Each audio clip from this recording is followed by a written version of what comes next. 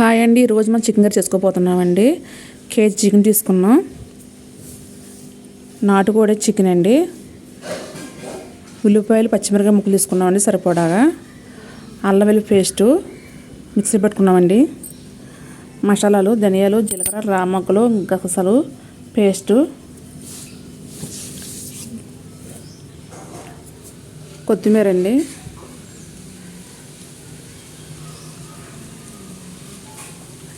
Gas మీద ఉల్లిపాయ ముక్కలు పెట్టుకుని దాంట్లో సరిపడా ఆయిల్ వేసుకుని అవి బ్రౌన్ కలర్ వచ్చేదాకా మనం ఫ్రై చేసుకోవాలి.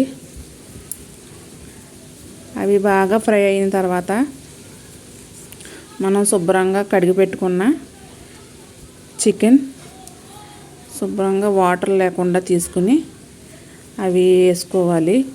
బాగా ఫ్రై అయిన ఉల్లిపాయ ముక్కలు వేసుకుని అవి కూడా ఒక 10 నిమిషాలు బాగా తిప్పుకోవాలి. తిప్పిన తర్వాత మనం మిక్సీ పట్టుకున్న కొంచెం పసుపు వేసుకుని తిప్పుకోవాలి. తర్వాత మనం మిక్సీ పట్టుకున్న అల్లం వెల్లుల్లి పేస్ట్ కూడా వేసుకోవాలి. దాంట్లో వేసుకుని అవి ఒక 10 నిమిషాలు మనం పెట్టుకోవాలి. కొంచెంసేపు మగ్గాలండి. అల్లం వెల్లుల్లి పేస్ట్ వేస్తాం కదా, అవి కొంచెం ముక్కలు బాగా మగ్గిన తర్వాత సరిపడా దాంట్లో మనం తగినంత కారం, తగినంత ఉప్పు వేసుకోవాలండి. వేసుకుని ఒక పావుగంట సేపు మనం మగ్గనివ్వాలి. ప్లేట్ వేసుకుని పావుగంట సేపు మగ్గనివ్వాలి. ఆ తర్వాత మనం సరిపడా ఒక లోట వాటర్ పోసుకోవాలి.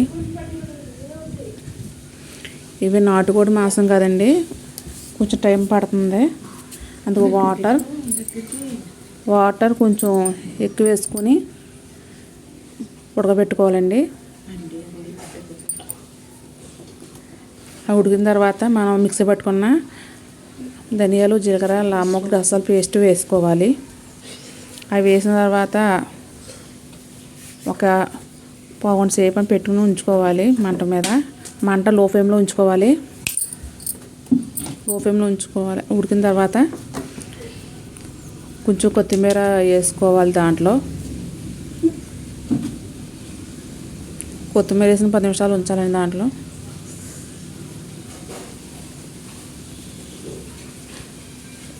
మూత పెట్టుకుని ఉంచుకుంటే చికెన్ బాగా మెత్తగా ఉడుకుతుందండి. ముక్క గట్టిగా లేకుండా ముక్క మెత్తగా ఉడుకుతుంది. ఏం తక్కువ చూసుకోండి. మనం ఉప్పు కూడా చూసుకుని గ్యాస్ కట్టేసుకోవాలండి. మనం ఒక బౌల్లో కర్రీ తీసుకొని దాంట్లో గార్నిష్ కొంచెం కొత్తిమీర వేసుకోవాలి.